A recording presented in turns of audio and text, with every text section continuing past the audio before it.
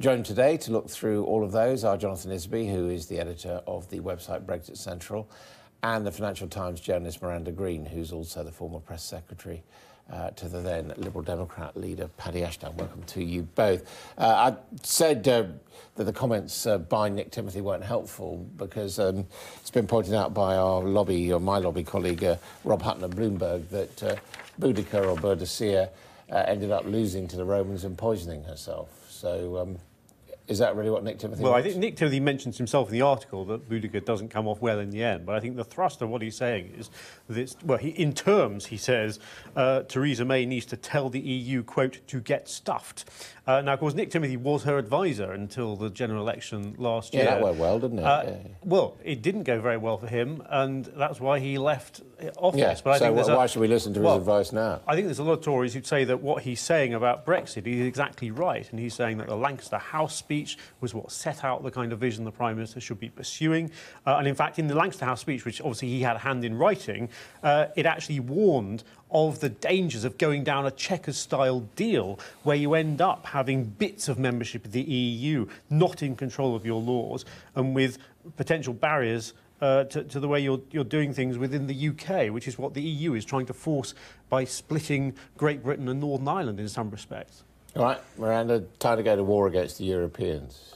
It's a completely mad piece. I mean, it's like a drunk at closing time, sort of saying that he's going to have everybody, you know, fists out. And this is actually a moment when we have to either do a deal or walk away. And no deal is not in the national interest. So it's unhelpful on several levels, unhelpful for the whole nation, I would say, not just to his former boss in number 10.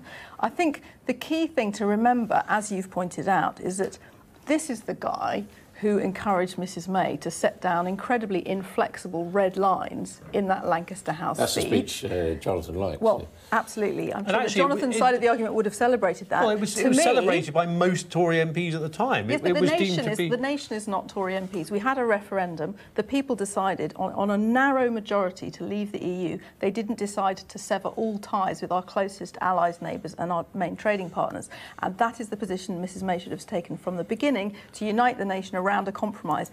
Sadly for her, she's now trying to force through a compromise that pleases nobody far too late. So what about the analysis? I mean, basically, Polly Toynbee and Rachel Sylvester saying similar things, which is that Mrs May has only herself to blame.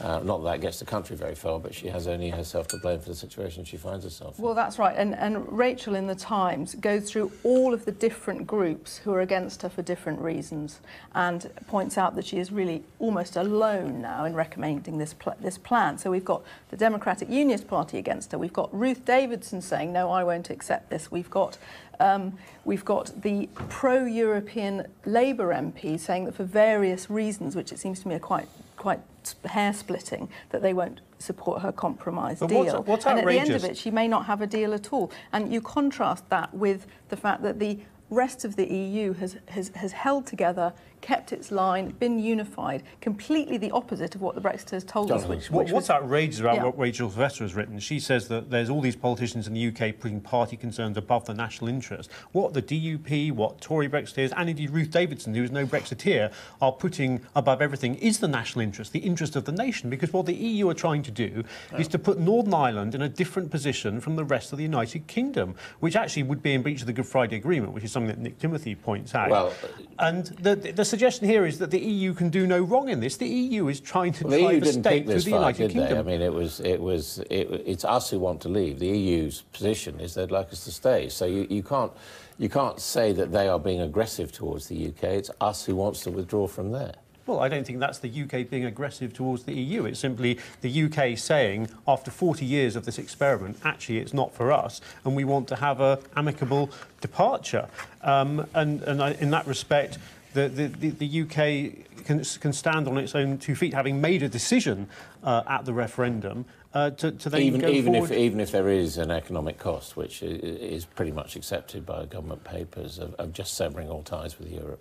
Well, it's not a case of severing all ties with Europe. We're going to continue trading with each other. We're going to continue. Under what terms? We don't know. We will see what terms. But it's this idea that this is some kind of hostile severance of any relations with our nearest neighbours. Battle of Hastings. I mean, that is hostile, whether you like it or not. Carry on. I was going to say that both Polly and Rachel do actually make an interesting point that's significant in terms of how this plays out in the Commons, which is what will the Labour MPs do who might be minded to support a May deal.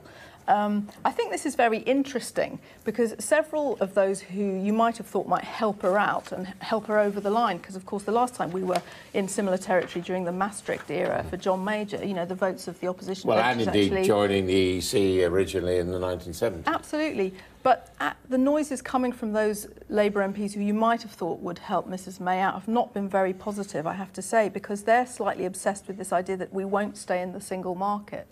It seems to me that they should really think about whether no deal is better than supporting a partial maintenance same goes of to our... the Liberals, of course. Well, absolutely. Well, I would recommend them all to think hard, because if you say, oh, it's this or Remain or it's this or no deal, you might get the opposite of what you think you're going to get. Let's move on. Who should preside over this? Very strong support, just talking to Emily Thornberry, for keeping John Bercow. What do you think, Jonathan? Because clearly the case made by Kevin Barron is that he should go. John Bercow, I think, has been a very, very good speaker, and I think I'm probably in a minority of people on the right of politics who take that view. Yeah. He's been a reforming speaker. Yeah, but, you know, Harvey Weinstein was a good film producer. Didn't stop him having an end put to his career because of his behaviour. I'm not sure that comparison isn't necessarily helpful to John Bercow. I think, you know, clearly systems have to change. I don't know whether he can be held necessarily directly responsible for a culture that has been there for decades, if not centuries, frankly. What do you think? I think the fact that a lot of MPs have had it in for Bercow for a long time muddies the waters here horribly, because clearly we do need a culture change. But this has been a report. Well, let's be clear about this. It's not been MPs doing this. This was Newsnight speaking to people who had worked in the House of Parliament, saying they've been bullied. A QC's investigated it and has come back and said there is a case to answer.